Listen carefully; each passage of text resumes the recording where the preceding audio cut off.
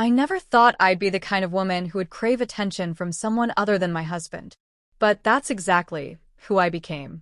It didn't happen all at once. It was slow, like a drip of water wearing down stone.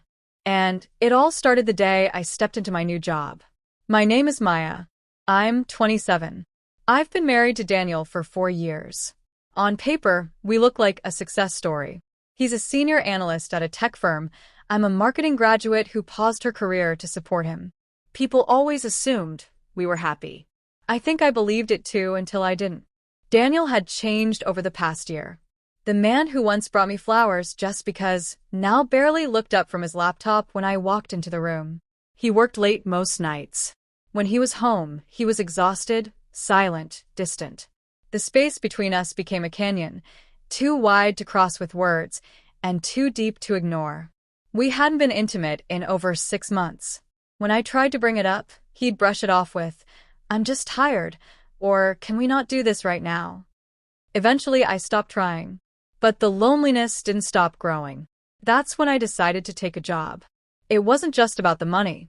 It was about purpose, about feeling visible again. When I got the offer letter from Cole and Hart Advertising, I felt a flicker of excitement I hadn't felt in years.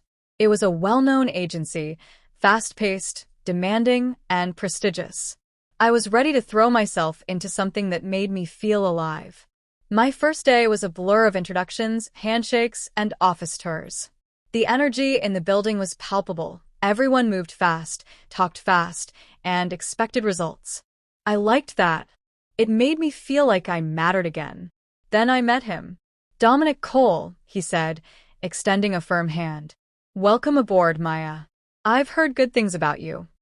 His voice was smooth, low, like velvet stretched over steel. His presence filled the room. He wasn't handsome in a conventional way, but there was something about him, his confidence, the way people stepped aside when he walked through the hall, that drew attention. I'd later learn he was the co-founder and practically worshipped by half the company. He looked me in the eyes a second longer than necessary. It wasn't inappropriate, but it wasn't innocent either. "I like to keep my eye on new talent," he added with a half smile. "We'll talk soon." And just like that, he was gone. I stood there, caught off guard. It was nothing. A comment. A glance. But it lingered. The following days moved quickly. I adjusted to the workflow, soaked in everything I could, and slowly began finding my rhythm. Mr. Cole, Dominic, didn't speak to me much, but when he did, it was with a strange mix of formality and familiarity. "You're sharp," he told me once after a meeting. "I like that." Another time, as I passed him in the hallway, he said, "You've got a walk that turns heads. Careful. Some people might get distracted."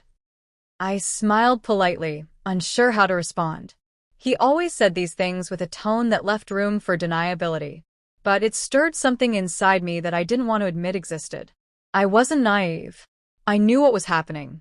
I could feel it in the way he lingered near my desk during lunch breaks, how he complimented my ideas in front of others, how his eyes found me in crowded rooms. I told myself I was imagining it, that he was just being kind, professional. But deep down, I knew better. One afternoon, Lena, my best friend, called during my break. "So, how's the new job?" she asked, sipping her iced coffee on FaceTime. "It's intense," I said, trying to sound casual. "But good. I feel useful again." "You look like you're glowing," she smirked. "Got a work crush already?" I froze. Was it that obvious? No. I laughed too quickly. I mean, there's this, my boss is he's hot. Not exactly. He's powerful. It's weird. Lena raised an eyebrow. "Maya, Be careful. That kind of dynamic, it's dangerous. Don't confuse attention for affection." "I'm not," I said. But even as the words left my lips, I wasn't sure I believed them. That night, Daniel came home past 11. He dropped his bag by the door, muttered a hello, and went straight to the shower. I watched him as he walked past me, wondering if he even noticed the way I'd styled my hair, or the new blouse I wore that he once picked out. We barely spoke over dinner. He scrolled on his phone, eyes blank, chewing absently. "I got assigned to a new campaign," I said softly, hoping to spark conversation. "It's a big one." National rollout. That's good, he murmured. Congrats. I waited for more. There was none. That was the moment something shifted. I felt invisible again. And when I closed my eyes that night, it wasn't Daniel I thought about. It was the way Dominic Cole had looked at me in the elevator earlier that day, when it was just the two of us. How close he'd stood. How his cologne had filled the space between us. You're going to go far here, he'd said softly. I see potential in you. I should have felt proud. Instead, I felt exposed. And alive. The first time it happened, it wasn't planned. It wasn't even spoken of. It simply unraveled, like a thread pulled too tight, snapping under pressure. It had been 3 weeks since I started at Cole and Hart, and by then, the energy between Mr. Cole and me had become impossible to ignore. We didn't flirt out loud. There were no explicit messages. But the space between us always felt too small. Too warm. Too charged. He watched me, and I let him. One Thursday evening, the agency was in chaos. We were hours away from a campaign deadline, and the creative team had hit a wall. I volunteered to stay late. I wanted to prove myself, but more than that, I didn't want to go home. Not to a cold apartment, and certainly not to the silence that filled the space between Daniel and me like fog. By 9 p.m., the office was nearly empty. I sat alone in the meeting room, finalizing the pitch deck, when the door creaked open. You're still here? Mr. Cole stepped in, sleeves rolled up, tie loosened, holding a cup of coffee. Impressive. I wanted to make sure everything's perfect, I said, glancing up from my screen. You always do. He sat across from me, placing the coffee on the table, then leaned back, watching me with a look I'd come to recognize. Intent. Curious. Dangerous. There was a long silence. I felt it before I heard it, the shift. You know, he said, voice low. People are starting to talk. I blinked. About what? You and me. The way I look at you. He smirked, then shrugged. Can't blame them, can you? I should have laughed it off. Redirected the conversation. But I didn't. I just sat there, pulse thudding in my throat, unable to pretend anymore. What do you want from me? I asked, barely above a whisper. His eyes didn't flinch. Exactly what you want from me. In that moment, the wall between right and wrong shattered. He stood, walked around the table, and extended a hand. Come with me. I hesitated. I told myself this was insane. That I was married. That I loved my husband. But my body didn't move away. It leaned forward, reached, took his hand. He led me to his office. It was dark, the city lights flickering through the glass walls behind him. He didn't say a word as he locked the door. What happened next wasn't gentle. It wasn't romantic. It was raw, fast, overwhelming. My breath caught as he kissed me, hard, demanding, like he'd been waiting for this moment as long as I had. His hands moved with certainty, like he knew exactly what I needed before I did. I wasn't thinking. I wasn't planning. I was just feeling. Years of neglect melting into one reckless, terrifying rush. Afterward, I sat on the edge of the leather couch, breathless, skirt wrinkled, shirt halfway buttoned. He leaned against his desk, watching me like a man who had just claimed something. You're not walking straight tomorrow, he said, smirking. He was right. I could feel it already. I didn't say anything. My mind was a storm of guilt and confusion. The weight of what I'd done hadn't sunk in yet, but the shame hovered, waiting to settle. He poured 2 fingers of whiskey into a glass and offered it to me. I shook my head. I should go, I muttered, standing, smoothing my clothes. He didn't stop me, just watched. Silent. Satisfied. The elevator ride down felt like a slow descent into a life I no longer recognized. When I stepped outside, the cool night air hit me like a slap. My legs ached. My stomach churned. I had cheated. Not emotionally. Not by accident. But entirely. Deliberately. When I got home, Daniel was asleep on the couch, TV still playing in the background. I stood in the doorway, watching him for a moment. His face was peaceful, unaware. I wanted to cry, scream, confess. Instead, I slipped into the bathroom and locked the door. I stared at myself in the mirror. My lipstick was smudged. My collar stained with the scent of another man. I didn't recognize the woman looking back at me. Her eyes weren't mine. They belonged to someone who'd lost control. The next morning, my body was sore. Every step reminded me of what I'd done. Every glance from a coworker made me feel exposed, even though no one knew. Mr. Cole didn't speak to me. Not directly. But in a meeting, he said something that made my heart race. Sometimes, he said, taking risks leads to the biggest rewards. You just have to know which ones are worth it. His eyes met mine for a fraction of a second. Then he moved on, like nothing had changed. But everything had. I couldn't focus. My mind kept replaying the night, his voice, his hands, the way I'd given in so easily. The guilt pressed against my chest like a weight I couldn't lift. Around lunchtime, I got a text. Mr. Cole, you wanted it. Don't act like you didn't. I stared at the message, mouth dry. The worst part? He was right. I had wanted it. Maybe not that night. Maybe not in that way. But the need for attention, for desire, had been building for months. I didn't reply. That evening, Lena called again. She could hear it in my voice. What's wrong? She asked. I made a mistake, I whispered. What kind? I paused, then said it. I slept with my boss. She was silent for a beat. Then, oh Maya, I didn't plan it. It just happened. You're married. I know. Do you love him? She asked. Do you still love Daniel? Tears welled in my eyes. I don't know. I don't even know who I am anymore. Lena didn't lecture me. She just stayed on the line, breathing with me through the silence.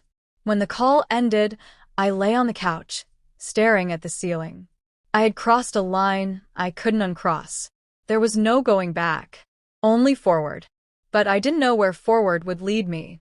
And for the first time in a long time, I was terrified.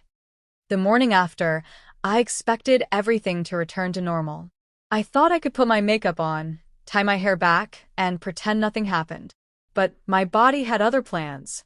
I could barely walk. Each step was a painful reminder of what I had done, how far I had fallen.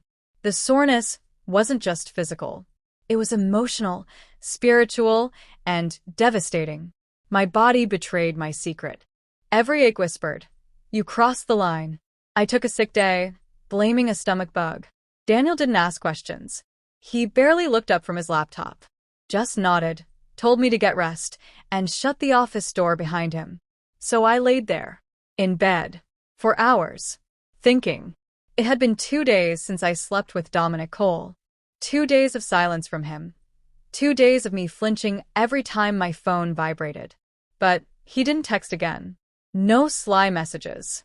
No veiled comments. Nothing. Was it over? Was I a moment of stress relief for him? A body in the dark? Part of me hoped yes. Part of me prayed he'd call. On the 3rd day, I returned to work. The office felt colder, harsher. People bustled around me, as if I were invisible. But I wasn't, not to him. He walked past my desk that morning, barely glancing at me. No words. No smile. But as he turned the corner, he murmured under his breath, so quiet only I could hear. "You're still thinking about it." I froze. He didn't stop walking. Didn't look back. That one sentence sent my world spinning. I couldn't focus. I misread briefs, dropped my coffee, stammered through meetings. My thoughts were a loop of shame, desire, and confusion. Around 2 p.m., I stepped into the bathroom to catch my breath. I stared at my reflection in the mirror, willing my heart to slow down. The door opened. My stomach dropped. Dominic walked in, without hesitation, as if he belonged there. "What are you doing?" I started, panic rising in my throat. He locked the door. "No cameras here," he said. I made sure. My chest tightened. "We can't do this," I whispered. "But you want to." His confidence made me sick, and yet I hated how right he was. I turned away, but he stepped behind me. Close. Too close. "I haven't stopped thinking about you," he said. 3 days, and I can still feel you. I swallowed hard. My hands trembled against the sink. This was a mistake, I whispered. I'm married. He met my eyes in the mirror. Then why didn't you say no? I had no answer. Because no part of me had said no. Not my mouth. Not my hands. Not my heart. He leaned in, his breath warm against my neck. I want you again, he said. Soon. And then he was gone. I stood there, pulse racing, hands numb. My body burned with guilt, but beneath it, something darker stirred, longing. I went home that night to a husband who asked what was for dinner. I cooked in silence, watched him eat while my own appetite disappeared. When he went to bed, I sat on the couch, staring at my phone. My mind replayed Dominic's words over and over. This wasn't just infidelity anymore. It was obsession. But the worst part wasn't that I had betrayed Daniel. The worst part was realizing how little Daniel noticed. 3 days. I could barely walk. My spirit was breaking. And he hadn't even looked closely enough to see it. That night, lying beside him, I wondered how many versions of me he was blind to. The happy one, the lonely one, the broken one. Maybe this was who we had become, two people coexisting in silence, pretending the house wasn't crumbling around us. And maybe I wasn't just cheating for attention. Maybe I was cheating to feel seen. The next morning, I made a decision. I walked into Dominic's office before the day began, closed the door, looked him in the eyes. This ends now. His expression didn't change. You sure? I have to be. He stood, walked slowly toward me. You're shaking, he said. I know. He reached out, almost touched my face, but stopped. I didn't mean to mess you up, he said, softer now. But you did. He nodded, stepping back. I left before I could change my mind. That was a week ago. Since then, he hasn't texted, hasn't spoken, hasn't so much as glanced in my direction. But the air still shifts when he enters the room. My body still remembers. My soul still flinches. Daniel and I haven't talked about anything real. We exist in routine now, conversations about bills, groceries, and the weather. Nothing beneath the surface. I don't know if I'll ever tell him. I don't know if I want to. All I know is that something inside me has broken, something I can't fix with apologies or excuses. 3 days. That's how long it took for my body to heal. But my heart may never walk straight again.